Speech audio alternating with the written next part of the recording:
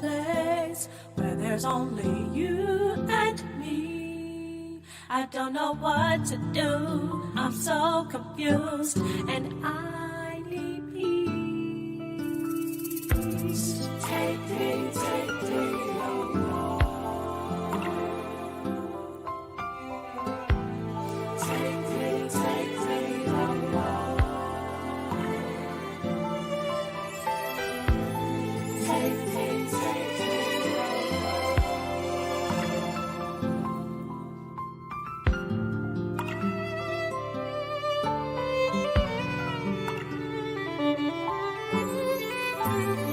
Sometimes life weighs me down. I try to press on, but every time I turn around, it seems like I'm up against the wall. My life's upside down. I need to rest away from all life's mess in your secret place.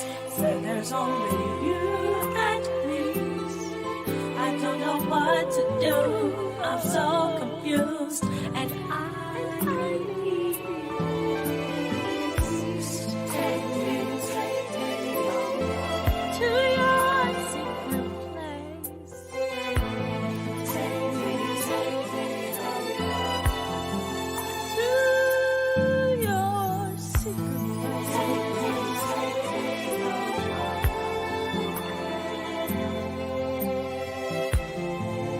Take me to your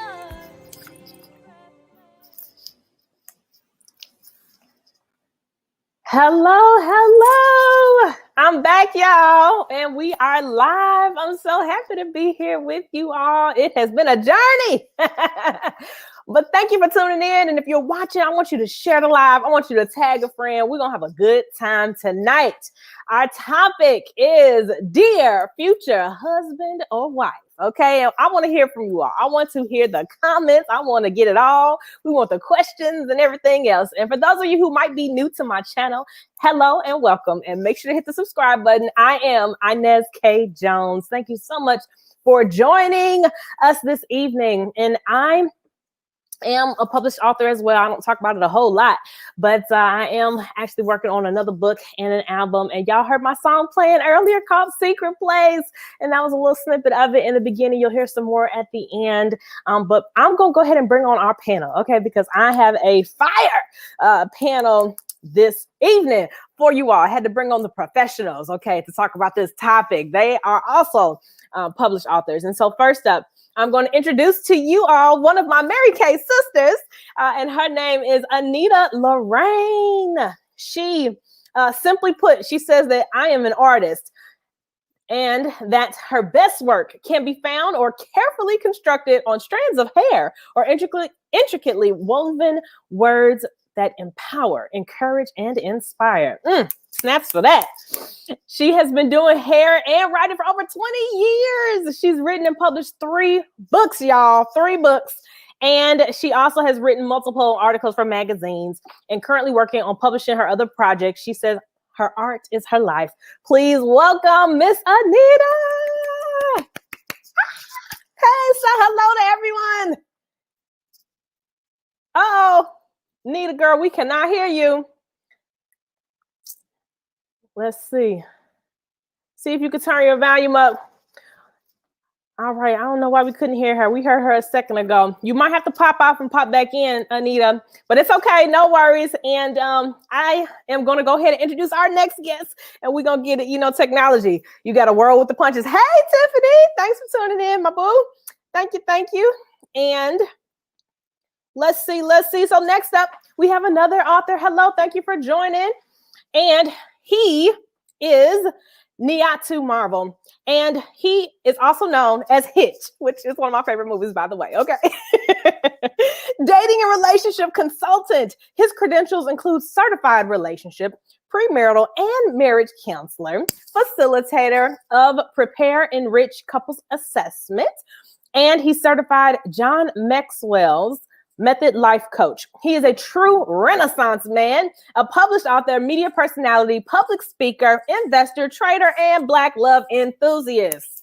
Snaps for that. And he co-authored a new Amazon bestseller, Why He Married Her and Played Me, which we're going to talk about too. 9 secrets to what he's thinking. He is the former co-host of our iHeartRadio talk show, He Said, She Said. He sat on the He Said, She Says relationship panel at the 25th anniversary of the Black Women's Expo. And he has been on numerous panels on this topic, talk shows, radio shows, podcasts, and Nyatu's personal mantra is live life on, and with purpose. I had to get the quote right. Please welcome Nyatu. Yeah! Happy Thursday, everybody. So happy to be here. Thank you, Inez. Oh, you are so welcome. You're so welcome. And let's see if we can get Anita back on, if we can hear her now. Can you hear me now? Yes! All right. Yes. Hey, everybody. How y'all doing? Thank you so much, Inez, for having me on your show. I'm so excited. Oh, I love it. I'm just so happy to have you all here. And so I always like to be sure that people can share their gifts, because I think we all have gifts, and that's kind of what makes us, unique and makes the world go round. And so I love that I have you all both here. And I want to share a couple of screenshots, because like how this topic even came about. Those of you who have been watching my channel know that I've done a topic called dating and courting for quite a while. And we've done the men's perspective, we've done the women's perspective, we've done men and women on the panel together, we've done energy. I mean, we've tried to hit it by all different means, right? And question and answer. Hello, thank you for tuning in from YouTube. Yes, please hit the subscribe button and or that bell. And so I made a post back in October, and I think it's before that one. It's like the red one, Tech Team. And I made a post, and then people commented on it. And so, yeah, keep going back. There we go. And so I was just being funny, but I was being serious at the same time. I said, "Dear future husband, as I patiently await for you to find me, thank you, Lord, please know that I am preparing so that I am ready. Mind, body, spirit, and finances." And then the next one, you can keep going. And then in the comment thread, that is how I got linked to these beautiful authors here, okay? Because people were commenting, making all kinds of comments, and people were saying, okay, your future husband better have his status up too, boo. And he better be doing the same thing, Tanny says. And then the next thread, you can see, yep, it says, our sister Africa Porter, she linked me with Nyatu Marvel, who is here. She's like, have y'all met? I see some collaboration. So thank you, sister, for the connection. And tell me that he does a piece called Dear Future Wife. I said, oh, how perfect is this? And then it gets better, because the next one, we have another Mary Kay sister that linked us in the comment thread. So I think it's just the next image, Tech Team. And oh, you might have to go. It was the first one you showed, I think, or the second. But she linked and tagged Anita, because Anita has a book called Dear Future Husband. Dear Future Husband. And so I was like, oh my goodness, how perfect. And I was like, I need to have them on the show. We could just do a whole thing of this. And so I would love for you all to first talk about your projects a little bit, and then we're going to get in with the questions on this topic. And so, Anita, you want to go first? Sure. Well, as you stated, my project is called Dear Future Husband, Are You Ready for Me? And what it is basically, I've gathered a whole lot of information from men. I've been fortunate enough to be around men a whole lot. I'm a barber, so I've worked in barbershops. I was also in the military, so I've been surrounded by dudes a lot. And so I have been blessed to hear very candid, uncensored conversations, which has allowed me kind of to have an edge in the dating game, because I know things that men don't say to us as females, but they really want us to know, but they don't say it. So I have compiled all that information in my book, Dear Future Husband, Are You Ready for Me? And I've also used some of my own writings, poems, prayers, letters that I have actually written to my future husband as transitional pieces between each chapter. So great read, great information. Y'all should really pick it up. And it's got some juicy stuff in there. I talk about his head, his heart, his hormones. It's got love and sex and the purpose of woman. And it's amazing read. And it came about because I was married for 13 years. My marriage ended in divorce. And I was like, okay, that was devastating. But that sent me on a bunch of unproductive relationships and dating cycles. And I was like, why am I not having success in this area? Like, I've been married before. I should know how this goes. I had not a clue. So I began to talk to seasoned married couples, men and women who've been married for well over 40, 50, and 60 years. So it's got some great information, and it has really helped me in my dating and courting experiences. So I just wanted to take that information and share it with as many people as I could, because I don't want y'all to wait till y'all in y'all 40s like me to get this thing right. Get it now, get it good, get it while the getting is good, and be happy. That's all. I love it. I love it. Yes. Okay. Come on. Tell us about your projects, Mr. Nyatu. All right, everybody. My name is Nyatu Marvel, and I am the co-author of the book, Why He Married Her and Played Me, 9 Secrets to What He's Thinking. Myself and 8 other gentlemen came together. We each wrote a chapter to contribute to this book. My chapter is on sexual compatibility. And so we certainly didn't use this book to try to point the blame or point at flaws or anything about women, but just try to give some insight into how men think, how men move, what's important to us, what's not important to us, to try to bridge the gap. You know, I tell people all the time that men are from Mars and women are from Venus, and we're speaking Martian and women are speaking Venetian, and we need translation. So that's why I love to participate in shows like this, panels, and participate in the book to help bridge the gap and help Black men and women come together. I'm a Black love enthusiast. I believe if everybody was healthy and with their person, the world would be a better place, and it would be much more doable to unify Black culture if everybody's with their person. So if we can't unify as individuals in a romantic capacity, how can we come together as a large group, as a race, and as a culture? I am a dating consultant and a relationship counselor. I've been doing this for years, just not professionally. So the only people who had access to me in that capacity were friends and people who knew me intimately. But I decided to open it up to the public and help as many people find healthy dating and healthy relationships as possible. I love it. I love it. Thank you. Thank you. And we had to scroll across the bottom for both on how you can get their books. And we'll pull it up again later in case you missed it. But you can always rewind for those who are watching later, because we get thousands of views on the replays. And so y'all know I love you. Put hashtag replay for those who end up watching later. All right. So let's get into the nitty gritty, because I heard some good things that y'all kind of skated over when y'all went in the books. And I know you can't give away all the secrets because we got to buy the book, right? So that we can get the information. But I do want to know, how did you come up with your specific criteria for your future husband or wife? And so Anita and then Nyatu. How did I come up with the criteria? Mm-hmm. I knew what I didn't want. After repeating so many of the same relationships and cycles, I just knew exactly what I didn't want.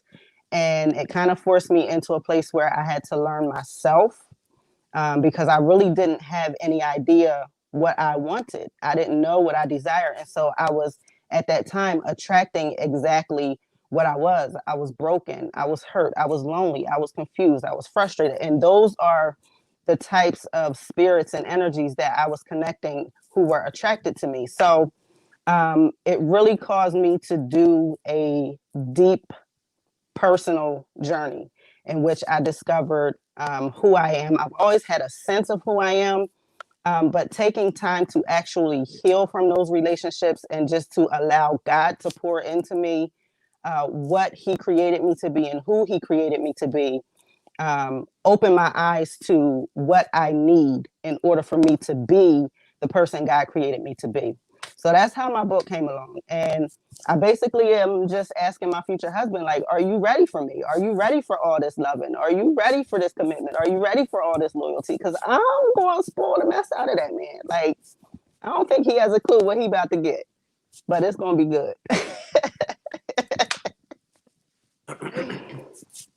Muted, Lord. I'm like, just in case he might be watching. Okay? Right. Let him know. Let him know. Oh my goodness. Buddy. And okay, you want to answer the same question, sir? Yeah, I guess I got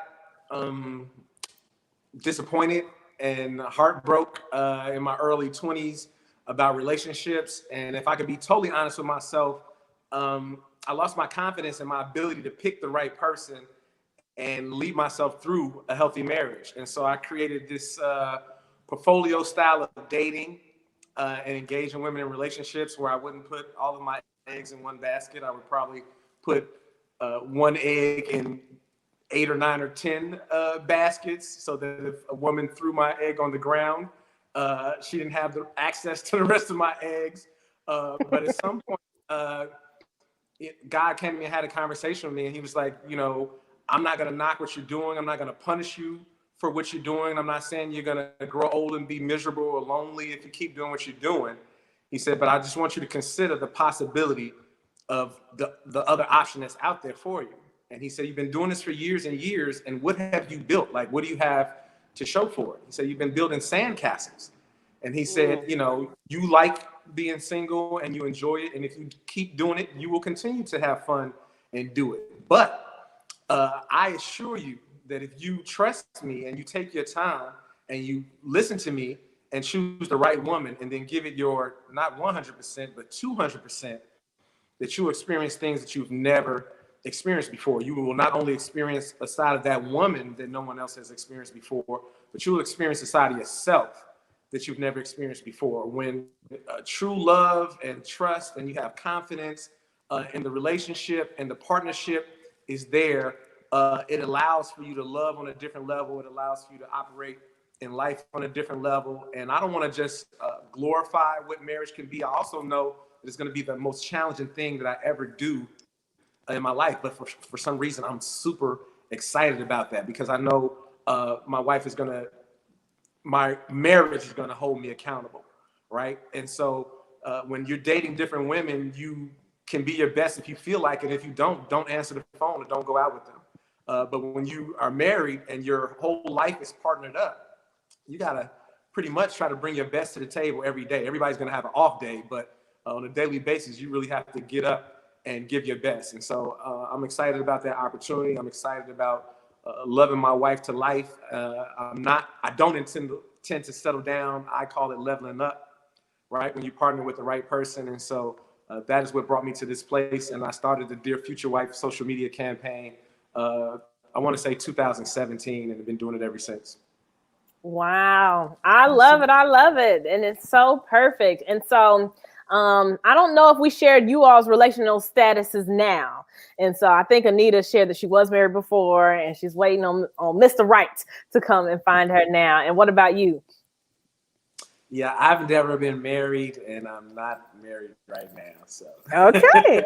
Hey, listen, and we are all working this thing, but it sounds like you've counseled quite a few people. And so I feel like you learn from other people's experiences as well, right? And we learn, especially when you're helping people through it. And so, okay, so I wanted to show the slide real quick that we were trying to show earlier because I just thought it's just so unique how this came together. And so that was Miss Karen. So shout out to her and thank you, who tagged Anita. And so that's how, we all got to know each other and we're here now. And Anita, I think you have one more thing that you wanted to talk about or one more picture of something you have upcoming. No, it's not upcoming. It's actually my very first project. It's okay. I already 52 Weeks of Passion and Pain. This is the project that got me to the place I am today. This was my journey through healing. and deliverance, if you will, for lack of a better word. It's very raw. It's very transparent, very honest. I talk about how I went through depression, how I was suicidal. There's just so much in there that I poured out of myself. It was very cathartic, to say the least. But with this project, I just wanted to let people know that there is a way out. Like, there's life after divorce. Divorce is devastating, to say the least. It is literally a death that takes place, and you can't just leave a marriage and jump right into another relationship and expect that it's going to be healthy if you haven't dealt with everything, if you haven't allowed yourself to grieve and to heal from the previous relationship. You're just asking for trouble. So I believe in counseling. I believe in Jesus and a therapist. I do use both. So we want everything we can get, okay? Right. And I believe it's so important because a lot of times in Black culture, therapy is frowned upon. It's like, you're not supposed to do that. No, honey, you better get you some help because you need somebody for the stuff that's going on up there and the stuff that's going on in your heart too. It's therapeutic just to have somebody to talk to, if for no other reason. But yeah, that's what my first project is about. It's what led to Dear Future Everything Husband. else. I love it. And honestly, I think everything is a lesson because, quite frankly, I did not think I'd be single at this age. I thought I'd be happily married with some babies on the way by now, but all in God's timing. And I know that it's part of the journey because part of my live shows kind of came out of just topics and conversations, because when I got back in the dating world, I was like, well, what's really going on here? Did I just like sleep a decade or something? Nobody dates or courts anymore. Like, let's talk about it. Like, it can't be that much different. I mean, I know we were in a lockdown and it's virtual, but still, when we do go out. And so we got a couple of questions from our audience. So I'm going to go ahead and ask those now. And so she says, how do you find that special someone? I'm in my 40s and I have not been successful. And she's watching from YouTube, so thank you for tuning in. Okay, Nyatu, you want to take that one? Yeah, I love to jump all over that. It's all about alignment. So it's not about going out to some club or some lounge or some church or some library to find your person. Being in alignment is like tuning into the right radio station, right? Here in Chicago, we have WGCI. If you're on 107.6 or 107.4, you won't hear anything. You will not get the station. You have to be on the right frequency, and finding the right person is the same way. And so it's usually not about huge changes. It's really about small adjustments. And so sometimes what we say we want, and then some of the things that we're doing and saying and even thinking about dating and relationships just don't line up. And so as a dating and relationship consultant, that's what I do, is I ask questions and I explore the mindset and the energy and the spirit of a person to help them make sure that it's aligned with what they want. Because so many people are doing things that are so counterintuitive to what that they say they want. I call it speeding down a one-way street going the wrong way. What you want is this way, and you're speeding going the other way without realizing it. And so a lot of people aren't aware of the energy that they put out, that 90% of communication is not what's coming out of your mouth. It's body language and tone and things of that nature. And so I just help people become self-aware so they can attract their person. Yes, and I'm so big on energy. So you were tapping into, I have a whole few episodes where I go in and talk about energy, because I was saying on one of my lives, like, that's what I look for first. I first pay attention to a person's energy, then I pay attention to their words, and then I pay attention to their actions in that order, right? Nice. Because you hit it on the money. You talk about the frequency. Listen, if you on the wrong station, you're gonna get static, okay? And I think we had another question from this same viewer, and so we can go ahead and she says, do you recommend online dating, and if so, what's a good site? So if you watch our last episode, If you're on my YouTube channel, you can watch it. We actually went into online dating in depth, and there was quite a few sites named there. But off the top of my head, I remember people were saying something about Hinge. I told them I had tried that BLK, and there's some Facebook groups that are up and running that I have dipped and dabbled in. But do you all have any other recommendations for the online dating, and do you even recommend it? I mean, my online dating experience was not successful. I tried a site called OkCupid, and I mean, I met a couple people, but everybody is not who they post to be.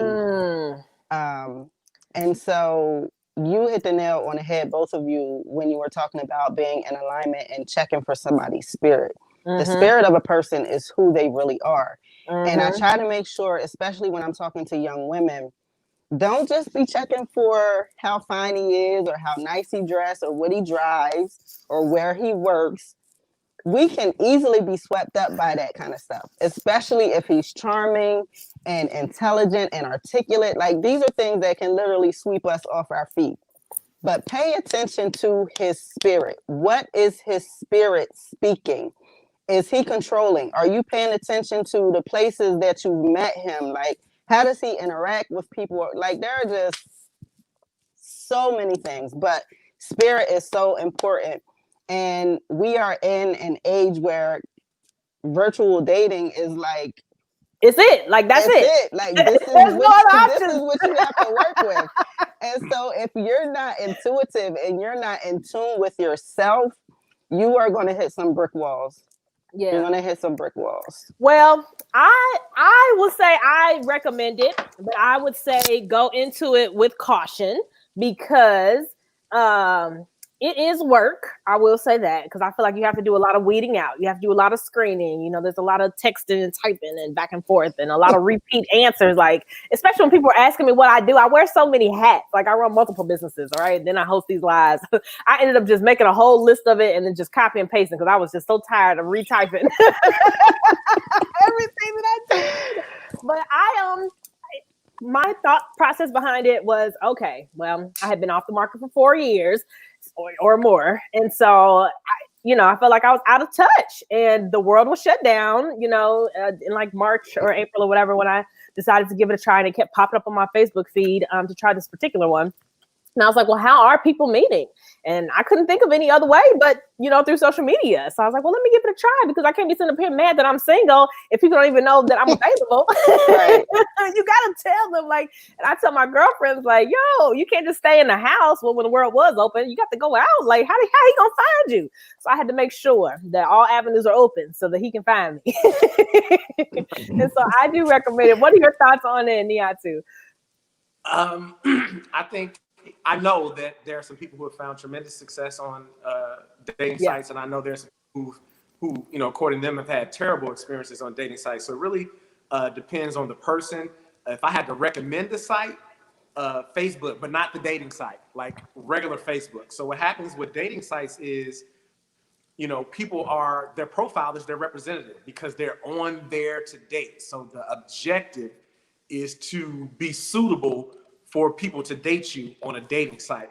Whereas a person's regular Facebook page, they're being themselves. They're joking with their friends, people are engaging them, and you can probably get to know a person better from paying attention to their Facebook page than reading a dating site profile where they're going into it thinking, okay, this is what I want people who might want to date me or people who I might want to date to think and or know about me.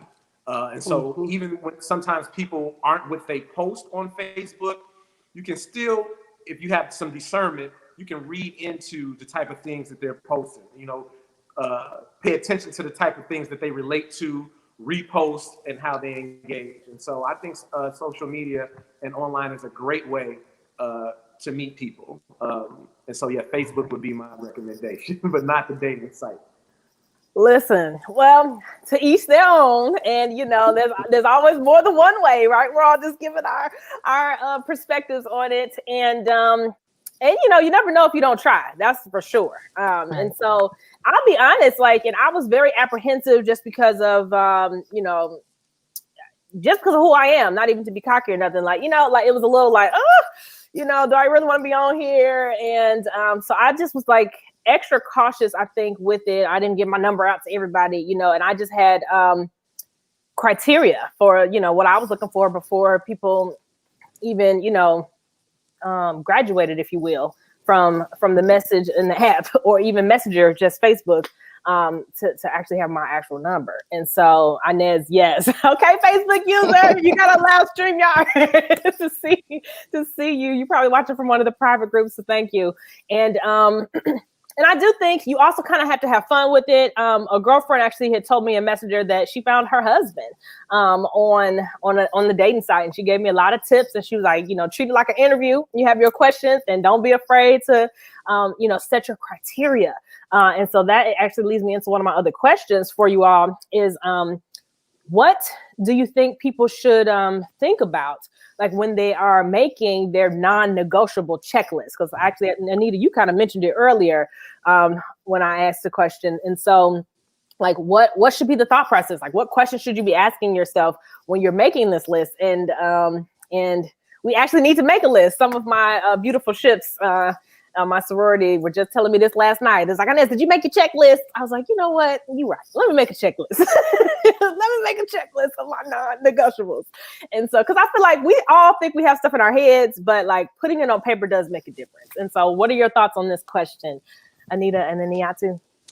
I actually did write a list. It was very long, very detailed. And the more I became aligned, if you will, as Nyatu was talking about earlier, the shorter my list got. Some things became less important. And so I began looking at things like spiritual compatibility. What am I not willing to compromise on morally or ethically or financially?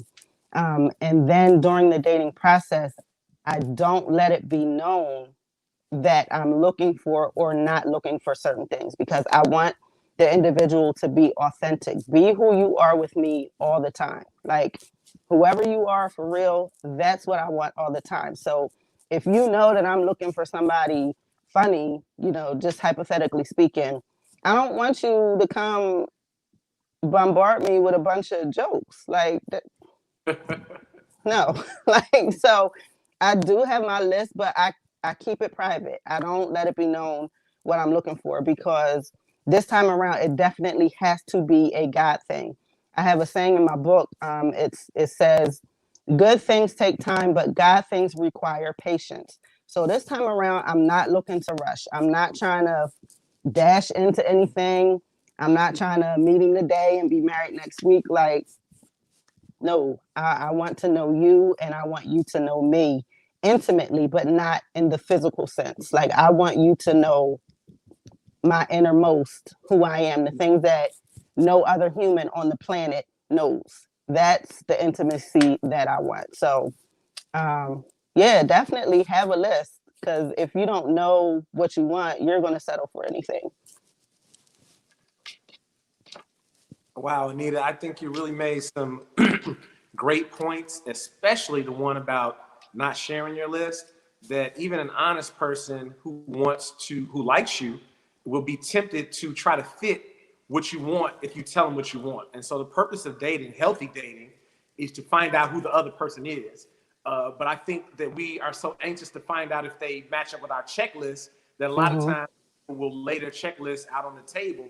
And when you do that, you're giving a narcissist or a sociopath all the tools that they need to trick you, right? To pretend to be whatever it is you say that you want, so that they can get the benefits of being that. And so my approach, I stopped making a list about what I wanted in a mate, and I formed a list about what I wanted in a relationship. And as I get to know people, I can tell whether or not the type of relationship that I want is even possible or probable with the different women that I meet. But you definitely need to have a list. But again, I don't think attracting your person is as much about discerning them, although that is a factor, as it is about discerning you and becoming the type of person who will be a magnet for the person that you want. And so a lot of people struggle in dating because that's their approach. They're so focused on the other person. Mm-hmm. They haven't come to the realization that they are attracting certain type of people. And if they make the adjustments in themselves. So if if all your expectations about dating and relationships are in regards to the other person, you're probably going to continue to struggle, right? If you don't set some expectations and some standards for what you bring to the table and how you align yourself to attract what it is that you want. And so definitely people should have a checklist. Listen, I know what I bring to the table, okay? I can run that list from memory. I can, okay? I'm like, listen, I need them to bring something to the table too, right? And you got to have people that can compliment you. I do believe that's important. Okay, so my next question for you all is, what are your thoughts and views around dating and courting? Because this has been a theme that I've done ever since I started my lives. And so I always want to get different perspectives, different viewpoints about it. Like what, first of all, are the definitions to you? Because we've come to realize that everybody got different definitions of these two words. And how important is it to you with your significant other who might be aspiring for that spouse position? And yeah, give us some examples, I think would be the best way. And so, Nyatu, you want to answer? And then Anita? Sure. I think dating is the process of getting to know somebody that you find yourself attracted to for whatever reason. So in that stage, you're trying to do enjoyable activities with the other person, and hopefully at least a strong percentage of those activities allow for conversation or allow for you to see how they interact with other people so you can actually get to know them. Courting is a different level of that. Courting is when you felt like you've gotten to know the person at the level you like to, and now you want to be with them, and you want to, take it to the next level or even the highest level. And so now you're looking to demonstrate who you are or who you would be as a partner. And so me being 46 years old, I've run into lots and lots of women who want to skip the dating process and want to be courted right from the start. And I think sometimes the older we get, we know that we're a good person. We know that we bring some great attributes to the relationship dynamic. And so sometimes we can become lazy about the dating process and the getting to know the other person process and the process of the other person getting to know us. We wonderful, and we want a person to recognize it in 1 to 2 dates, right? And treat us like we're the one just that fast. But talking to a person is just one part or the beginning stage of getting to know someone. So how I get to know a person is by listening to everything that they say and then allowing time to present organic opportunities for their words and their actions to match up, right? So a lot of people think trust is a person doing what they would do or doing so-called the right thing. But what I know and understand about trust is believing and expecting a person to be what they have consistently shown you themselves to be over an extended period of time, right? Anything other than that is speculation. It is not trust. But if a person has been very consistent with you for a year or two, then that may be something you can count on versus a person telling you how they are for a week or two, and then you counting on that. So that's what I think about the difference between the dating and the courting dynamics. Thank you.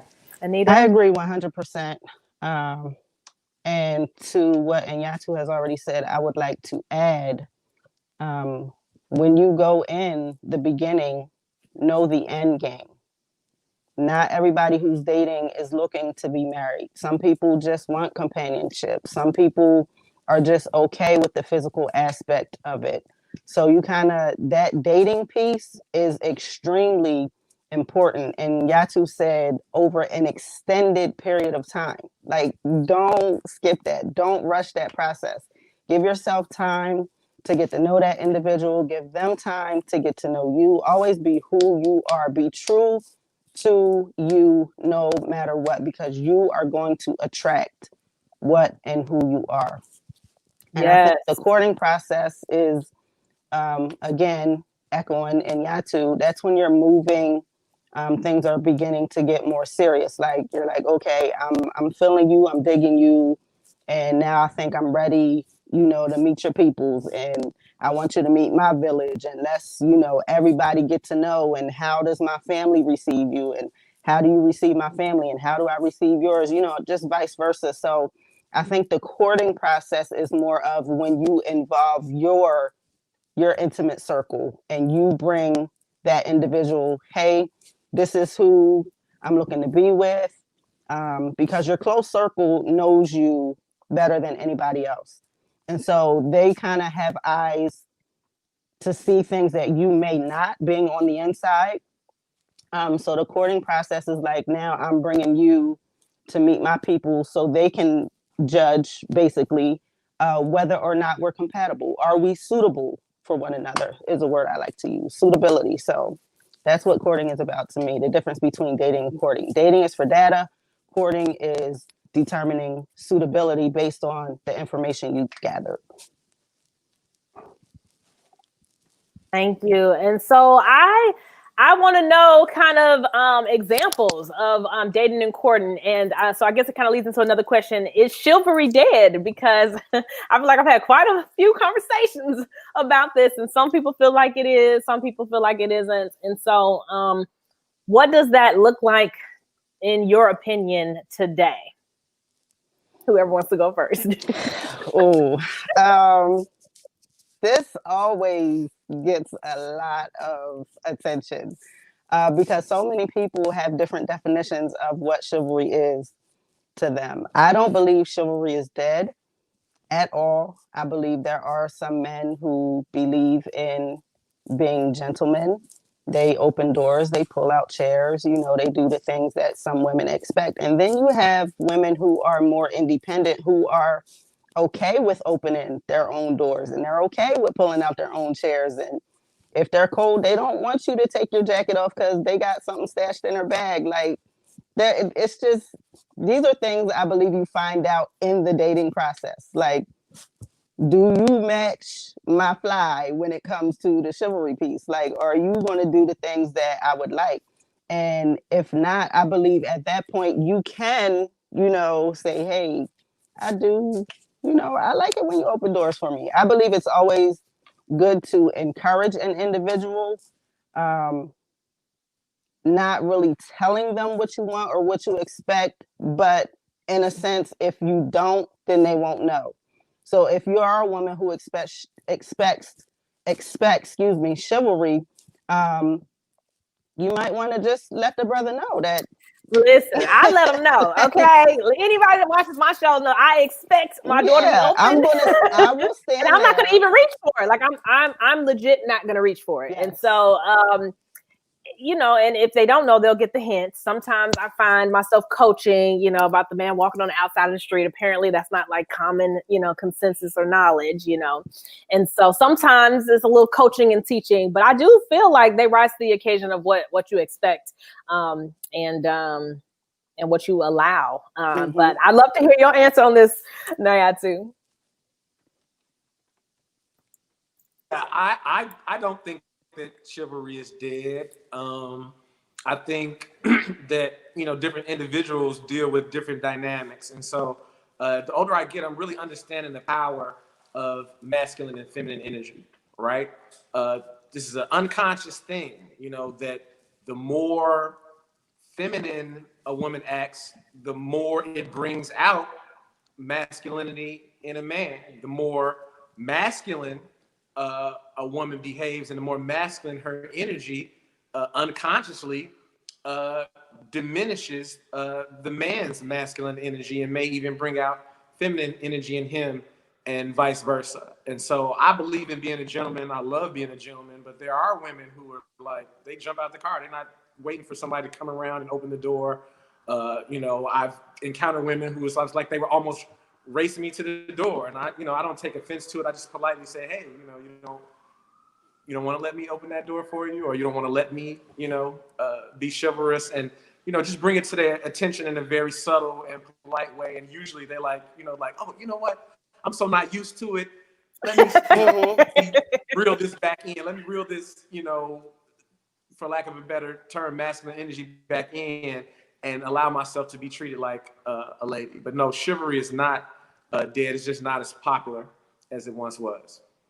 Yeah, I love to hear it. I love to hear it. So thank you for leading by example in that arena for all the Yes, women. definitely. We appreciate that. Men that are watching, yes, yes, yes. Women do appreciate that. And honestly, I think if she doesn't like it, she will let you know. So, and I don't think she'll be offended by you having tried. So, better to at least attempt, in my opinion. Okay. The time flies by. I got a couple more questions for you all here. And so the next question would be, since you are both authors, what advice would you give to those who are aspiring to be authors, and not just an author with something that they haven't published to the world, right? Published authors, which, all of us on this panel are. And so give your advice for those who might be kind of teeter-tottering with, something they might have started, or maybe they have an idea that they want to bring to fruition. If you want to talk a little bit about your journey briefly here, Anita, and then Nyatu. My advice would be to first identify your story. What is it that you want to share? What is your passion? What need are you trying to meet? And go from there. Once you identify those things, take copious notes, write stuff down, things that are important to you, questions that you have, research. Read other books on the subject matter that you want to dive into. If you just want to share your testimony, then do exactly that. Like if you have a story you just feel like people want to know, whether it's domestic violence or you've endured, God forbid, the murder of a child or a sibling or even a parent, and you want to share your journey of healing, then just do that. I write all the time. So whenever I get this question, I don't really know how to answer it because my process is different than most authors, but I do a lot of free writing. And I pull from my free writing what I want to share with the world. I love it. I love it. Nyatu? Mostly just do it, right? That we can sit around and contemplate whether or not to do it and what it's going to take to do it. And ultimately, first and foremost, you have to decide to do it. The second thing I would say is be true to yourself. Be authentic to yourself. Whatever it is that's on your heart and whatever it is that's on your spirit, really work to bring that out and put that onto paper. And so different people are going to have different processes. I've heard of people who just write things. And then after a year or two, they compile all those things together. Mark Cuban is a billionaire and the owner of the Dallas Mavericks, but he had a blog, and he basically just took his blog posts after 4 or 5 years and compiled the best blog entries into a book. I just had a publisher suggest to an aspiring author earlier this week that author just record themselves talking and then use the recordings to compile chapters to a book. And so there are various ways to get out your creative process and to get out your story, to get it to paper. And so as Anita shared, research that. Express, some people don't know that they could compile blog entries. Some people don't know that they could, speak into a mic and use Google Voice or things of that nature to record their thoughts and eventually use all of those thoughts to compile a book. But, the number one thing I would suggest to an aspiring artist is to get started one way or the other. And as you take the first step, the rest of the staircase will appear. Mm-hmm. Yes, yes. I actually, I got someone in the works who is compiling a lot of material from my different videos because I have so much material in different trainings that I've done, you know, that are public or for a group or things. And I'm just like, can you just type everything I said and put it together so we can get this next book on out? Because, and you know, I never even I was just saying it out of like, man, I don't have the time like I would want to put, like if I could just get somebody to pull, and then, you know, when I see it in black and white, I can do what I need. And there are people that will do that for you, right? And so there's a lot of ways to get things done. So I'm excited for 2021, right? Yes. And we're going to get done with this 2020 year. Oh, my Lord. And so we're going to share some upcoming events with you all that I have coming. And then I have one final question. And so I will we'll put the question up real quick so that they can think about their answer. But it's what other advice would you give to those who are wanting to find their future husband or wife? Okay, so y'all can think about that question as I do a little plug here. And so we got a couple of upcoming events. January 2nd, I got my soror in Delta Sigma Theta sorority, who's going to be headlining our Breakfast of Champions events for the Mary Kay world that also watches my channel. So that's going to be amazing, and consultants do have to earn it, and it's virtual at January 2nd in the new year, 9:30 a.m. Central Standard Time. And then next, we have a beautiful business and hosted with some of my other sister sales directors. And that's going to be on January 9th at 11 a.m. Central Standard Time. And that's open to everyone. And that is people sharing their stories and information about the business. As y'all know, I am a Mary Kay sales director. And then for next Thursday, y'all know y'all got to tune in. So it's the fourth Thursday. Oh, before I get there, yes, if you want to be a sponsor, please do message me. I have different package options. Our videos are getting 5,000 reaches and thousands of views. And so it's amazing since it was something that I actually didn't plan to do. It kind of just happened and I just kept going with it. And it has become an entire show that people look forward to. And so I'm excited. And I love helping small businesses in a way that you can publicize is definitely on different platforms, right? Social media platforms and tapping into different audiences. And so different packages there. You can inbox me for more info. And then next Thursday, you know, is our Thursday thing. And we are going to be live and I'm going to be singing for y'all. So it's fourth Thursday and I'm going to be singing this Christmas Eve. So y'all know we're going to do some caroling. It's going to be great. And I have a guest, EJ, who's going to be singing with me as well. And so same time, y'all, 8 p.m. Central Standard Time on this channel at Inez Jones. Y'all make sure to follow me on all social media platforms. And if you are a small business and you would like to be spotlighted, I did a couple of small businesses last week and last month. So each month I would like to spotlight a small business and give you the opportunity to share on my platform your business and how it came about and what you do and hopefully get you some more viewers and sales. And, you know, you got to have visibility in the social media world. And so please do inbox me if you're interested in being on, because I love, love, love to support small businesses. And if you are in my group, which I've been a little quiet, but don't worry, y'all, I'm coming back. And I know some of you all are watching from the group, but breaking belief barriers is something I'm super passionate about, is helping people to break through their limiting beliefs. Because I believe in our heart of hearts, that is what's holding people back from their greatness and their purpose. And so with everything that I've done in life and it kind of has, I think, all brought me to this place of being able to help people to fulfill their own mission and purpose. And so it's a free group. It's on Facebook and it's scrolling across the bottom. And we have fun. I answer questions. I do trainings in there just for the group, and I give tidbits every day. And so as we're wrapping up on our time, we're going to go for our final question of the evening, because this hour flies by, y'all. But let us know, what other advice would you give for those wanting to find their future husband or wife? Nyatu?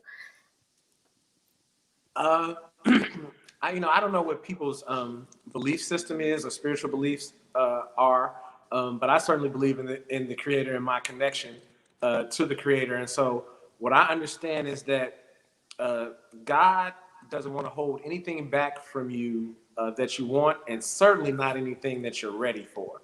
And so me being a parent and a father, I love to facilitate and support my son doing the things that he wants to do, and even doing anything that he wants to do to have fun. But it is my responsibility to examine the things he wants to do to make sure that they won't hurt him, right? And so anything that he wants to do that I can see won't hurt him and would be beneficial to him, or at least entertaining to him without hurting him, I support. I believe that God operates the exact same way. And so many of us, great men and women, but have small tweaks and adjustments that we need to make before we're ready for our person. And that is the only thing that God is waiting for to deliver our person to us. And so if you are really wanting to connect in a healthy way with your future husband or your future wife, you really have to make sure that you've done the work yourself to be able to give a new connection, a blank canvas to start from, not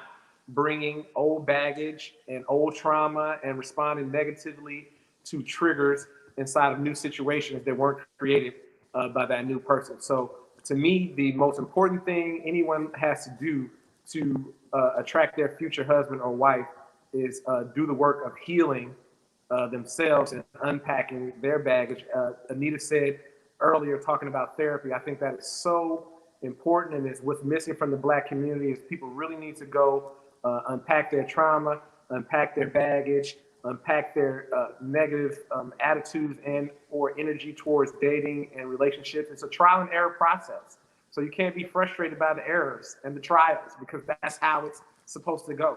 It's not supposed to be every man or woman that you meet is the right person for you, and now you're all confused trying to pick between 10 people that are perfect for you. No, it's supposed to be people that aren't for you, and people that help you learn things about yourself, and people who help you develop your discernment and develop your healthy relationship skills so that you're ready for your person. And when you are ready for your person, you become a magnet for your person, and that is what will bring you your future husband and your future wife.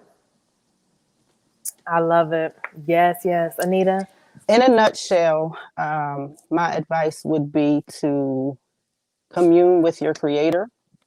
I believe your relationship with God is a direct connection of what your relationship will be with your future spouse. So first, you need to get in alignment with God and then become what you want. In a nutshell, become what you want. Like Nyatu said, you have to be willing to do the work. It's unfair for you to have expectations of an individual and you haven't done the work to be that for that person.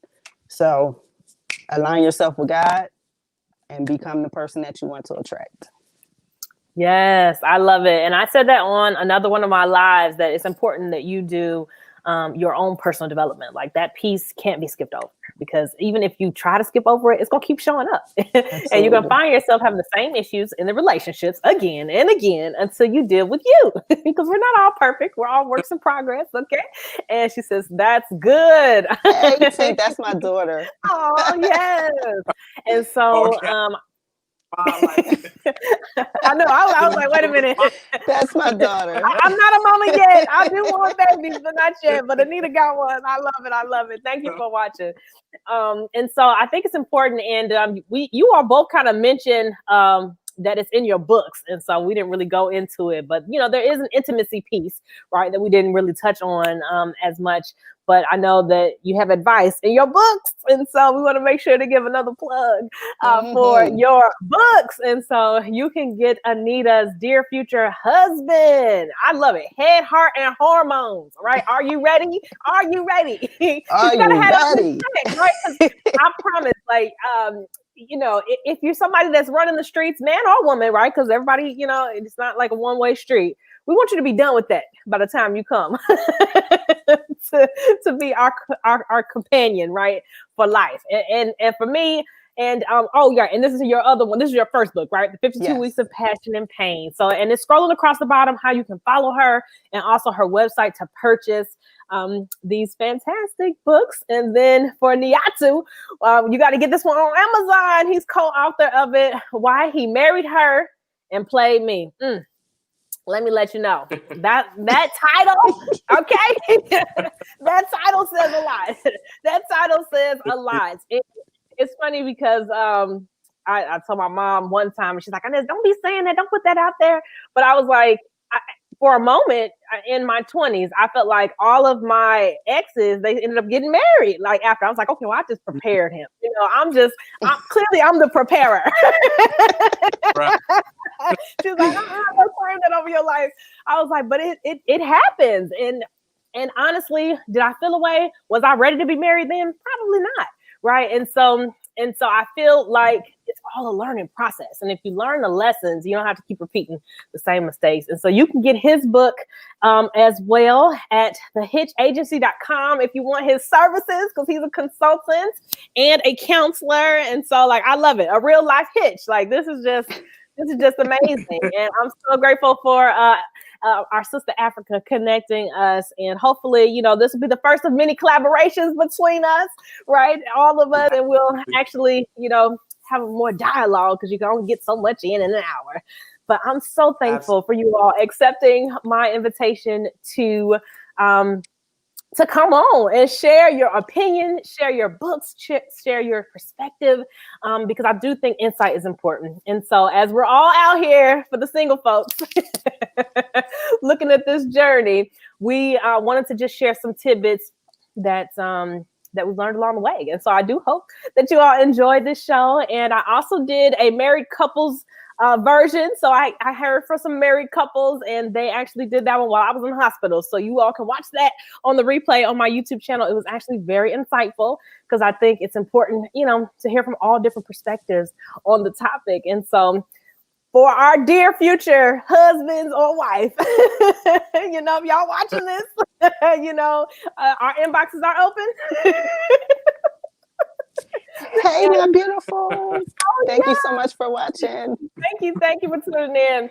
But in all seriousness, like I just think that's what it's about, right? You got to find that person you're meant to do life with, right? And and live out your days and fulfill your purpose. And so I appreciate you both for being on. Thank you for having us. Yes, you are so welcome. You're so welcome. And we are going to go ahead and get out of here because the hour has gone by, and I'll let y'all hear the last little bit of my song Secret Place on the way out. And this is our Thursday thing with Inez K. Jones. Please do follow me on all social media if you are not following. And next week, tune in on Christmas Eve. We're going to do some caroling. I'm going to sing for y'all. And so it'll be a lot of fun. And then the last Thursday of the year, I didn't say that, I'm going to be giving my, which actually I think ends up being New Year's Eve. I'm going to do the New Year's Eve. We're going to recap 2020. I'm going to give my advice, and we could talk about resolutions, and it's going to be good. And so since, you know, some of us might be in the house due to this doggone pandemic, we're going to have some fun while we're there. And so I hope you all have a fantastic evening. Thank you for joining. Thank you for watching. And if you're watching the replay, make sure to put #replay. Have a good night.